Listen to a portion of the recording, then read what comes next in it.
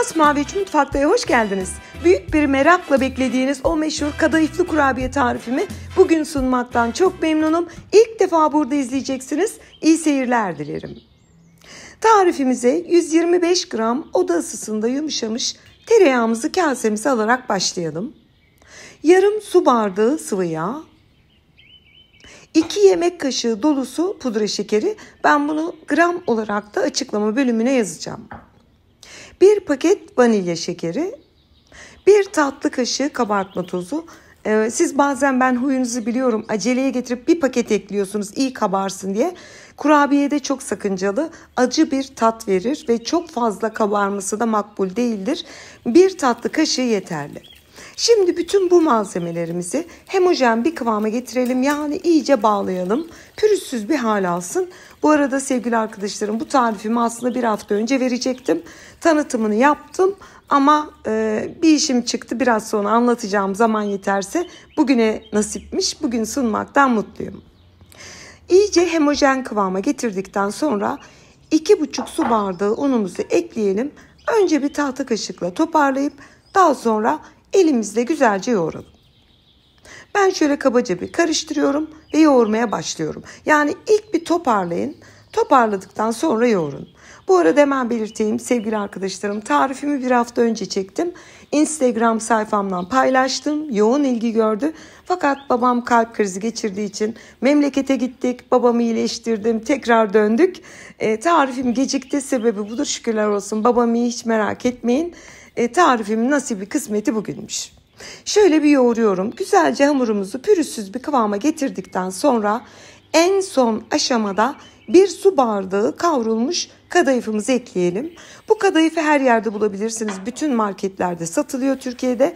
Almanya'da veya Avrupa'da yaşayan izleyicilerim, Türk marketine gidin. Hani orada şerbet dökülen şekilli kadayıf var ya, alın ondan, onu elinizle kırın, ekleyin. Aynı kadayıf, fark hiç yok. Yani her yerden temin edebilirsiniz. Kadayıfı ekledikten sonra çok böyle çılgınca değil de güzelce yedirmemiz kafi. Şöyle kıvamını gösteriyorum. Oldukça sert, biraz fazla oynarsanız dağılan bir kıvam olacak.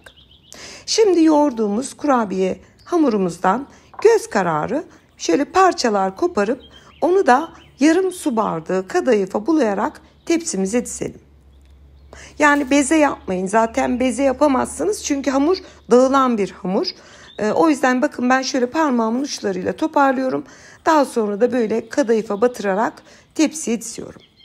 Az önce belirttim, tekrar belirteyim. Olur ya videoyu atladıysanız, Avrupa'da yaşayan izleyicilerim veya Türkiye'deki bu tarz kadayıfı bulamıyorsanız, normal kızarmış kadayıflar satılıyor her yerde. Alın, elinizle parçalayıp kurabiyenize ekleyin.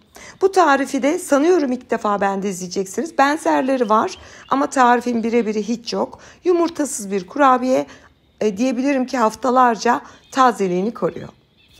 Bütün hamuru yaptım. Tam bir tepsi kadayıflı kurabiyemiz fırına gitmek için hazır.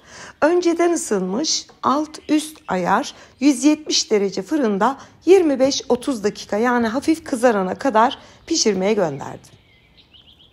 Ve tam 30 dakika pişirdim. Böyle biraz kızarsın. Bakın sevgili arkadaşlarım, rengi dönsün.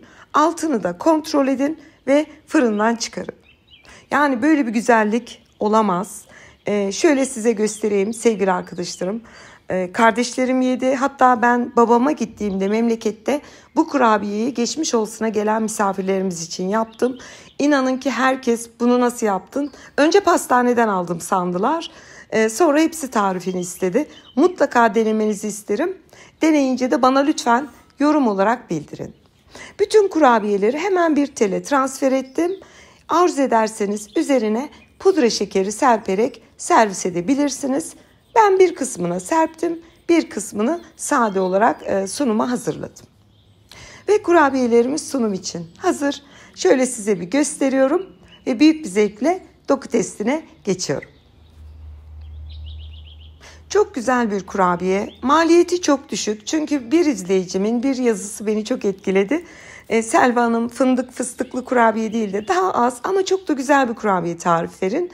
Sanıyorum bugüne kadar yaptığınız en az maliyetli ama en güzel kurabiye tarifi diyebilirim.